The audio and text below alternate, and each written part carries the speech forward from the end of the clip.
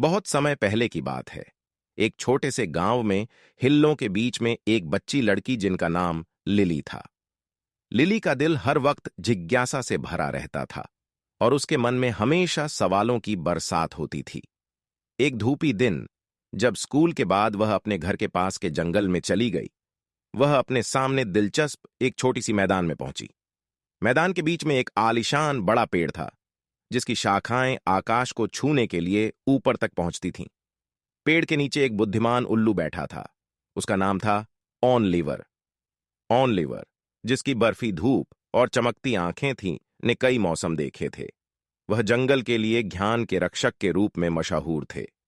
Lily ने उल्लू के पास आदरपूर्वक बढ़कर पूछा, मिस्टर ऑनलिवर, क्या आप मेरे मन में सभी सवालों के उत्तर देने में मदद कर सकते हैं?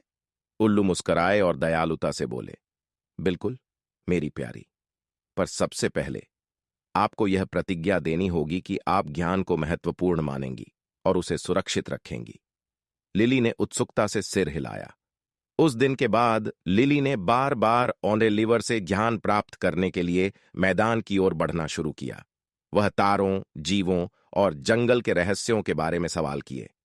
ऑनलिवर ने सब्रपूर्वक अपना ज्ञान बांटा, उसे प्रकृति के आपसी संतुलन के महत्व के बारे में सिखाया और दया और सम्मान की महत्वपूर्ण बातें बताई।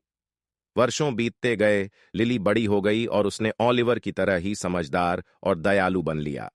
वह गांव की युवा महानी बन गई और दूर दूर से लोग उसकी सलाह मांगने आते थे। लिली हमेशा याद रखती थी कि वह जो ज्ञान ऑलिवर से सीखती थी, वही ज्ञान अगली पीढ़ियों को भी देना है, जैसा कि उसने वादा किया था।